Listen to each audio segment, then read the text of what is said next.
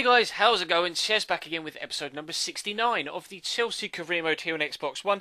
And we're starting today with giving Danilo a new contract. He wants a new one, wants some extra money, and I'm quite happy to give him the extra money. He is most definitely our best right back and holds down that first team spot more often than not, so he can most definitely have an extra contract. But I've got a couple of big questions for you today, one of which I'll ask now, the other one will come a little bit later on in the episode whilst we figure out what to do in the transfer window, because of course we are now into January 2016, as you can see on the, or we could see on the screen just before it disappeared. But the first question I want to ask you, I actually asked at the end of yesterday's video, but it was like 10 minutes in or so, and I know some of you don't make it all the way through the video, so I will ask again to try and get some feedback in the comment section of this video as well. The question is, shall we step this series up to Legendary for the rest of this season and the foreseeable future? It is something we're going to be doing in My Player for the second or at the end of the second season for the third season.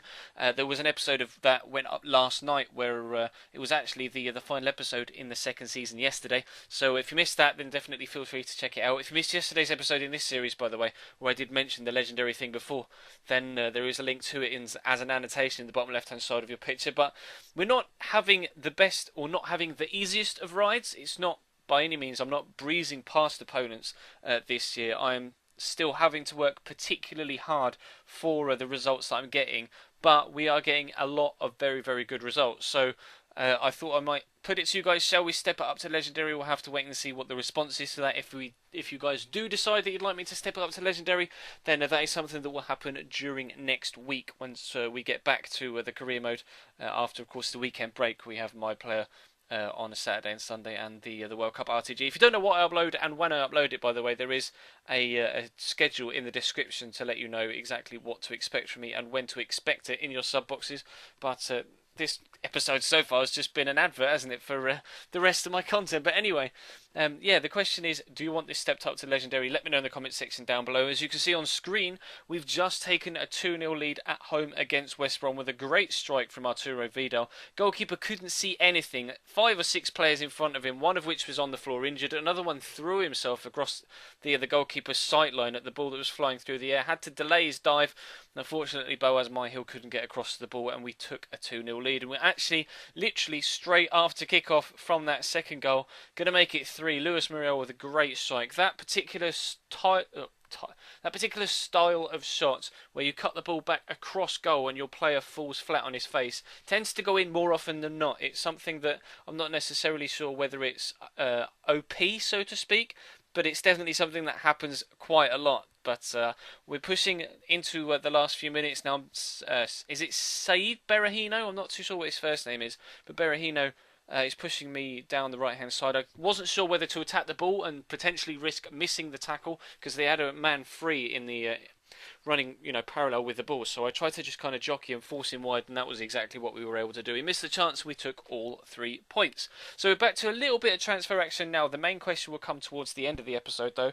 But the main thing in this particular part between games is the fact that Thomas Callas wants some first team football, and at the same time we get an offer for him from Osasuna. Now, of course, we've already said in this episode that Danilo is my main starting right back and will continue to be so for the rest of the season, but Thomas Callas has had some decent first team football this year, and will get more so in this game against Wickham coming up here. We've got a very, very hectic January. As you can see, 3 games against Arsenal, 2 Carling Cup, or Capital One Cup now as it's called, semi-finals against Arsenal, and we've got them coming to Stamford Bridge as well. Of course, we recently played them in the league at the Emirates and just scraped a 1-0 win thanks to a very, very late penalty. They pushed me all the way. So that we've had numerous games like that this season where we've been pushed all the way and actually been able to come out with a win or a draw. Most notably that Arsenal game and the game against Manchester City as well, away at the Etihad. They dominated me, but just couldn't find the back of the net, which I guess is the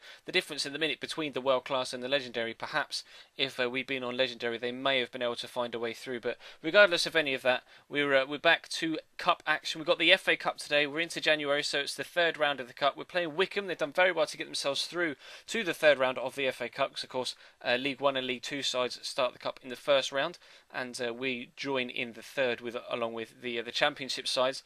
But we're coming up against Wickham here away from home, and they're a decent side actually. They definitely. It's weird. Whenever we played smaller teams in the cup, they've always given me a harder game than some of the guys in the Premier League. That game against West Brom wasn't as hard as this game was against Wickham, and actually Wickham caused me more problems defensively. Most notably, that chance there, almost being able to sneak the ball underneath Petr Cech and get it into the back of the net. Fortunately, their guy fell on to his face and wasn't able to get back onto the rebound as it bounced back up off the turf towards goal, but Petr Cech was able to get back onto his feet and bounce over it. And similar effort at the other end, 1-on-1. Again, the goalkeeper makes a good save and it is eventually hooked clear in acrobatic style by the defender, but they weren't going to be able to hold out for long.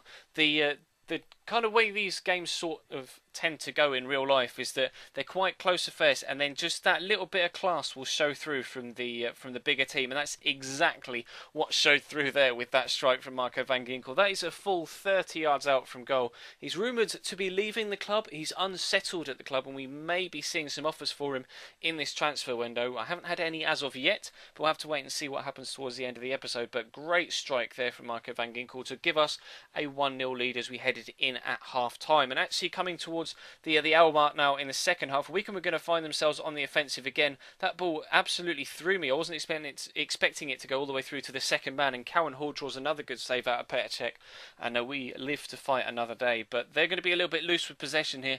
Lucas Piazzon is able to race onto it, gets a decent cross in, initial ball's cleared, and then watch the attempted tackle there from the defender. That is one of the worst attempted tackles I've ever seen in a game of FIFA. You'll see from the replay.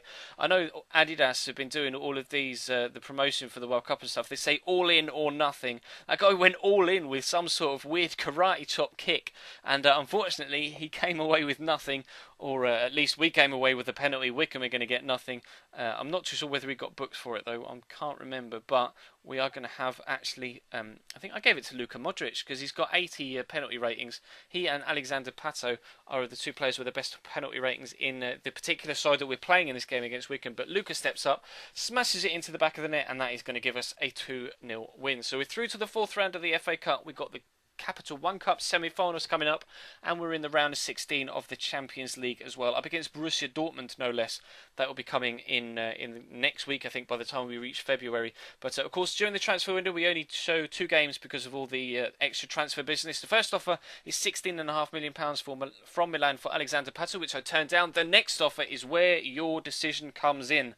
£64 million from Manchester City for Luis Muriel. We had a similar level of offer for Mario Balotelli in the AC Milan career mode, and I wasn't sure what to do. Now, there's only one name that sprung across my mind when I saw this offer come in, and that was Sergio Aguero. He's currently at Bayern Munich in this save, and I'm not too sure how much he's going to take to pry him away from the Germans. He's valued around about £27 million. As you can see, Muriel is valued at 31. But of course, bear in mind, Man City have Neymar on their books as well. So I perhaps could try and do a swap with City, Muriel for Neymar. I don't know.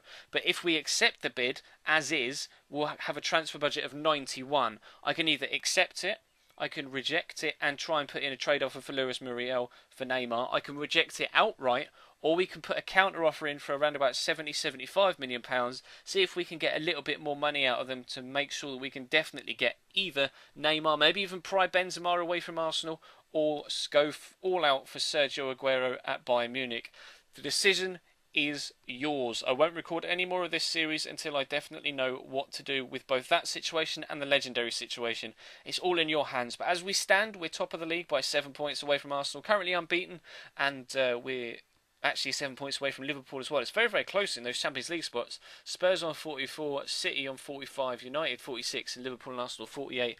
Very, very close in those European positions. But for now, that's going to bring this episode to a close. So thank you very much for watching, guys. Please do feel free to leave the video a like if you could be so kind. That'd be absolutely superb. Leave me loads of suggestions in the comment section down below with what you think I should do legendary and with the Muriel deal. And of course, if you aren't subscribed to the channel already, then definitely hit that subscribe button. There's either your normal button, there's a link in the description, or an annotation on screen. And there's links in the description to my Twitter and Instagram as well if you want to follow me over there. And if you missed yesterday's episode, then there is a annotation on screen and the end slate to take you to it. But of course, feel free to check the channel page for anything you may have missed over the last few days, whether it be this series, my player, or the World Cup Road to Glory. But that's all for today. Thank you very much for watching, guys. I'll see you tonight with more RTG, and yeah, cheers, guys. Bye.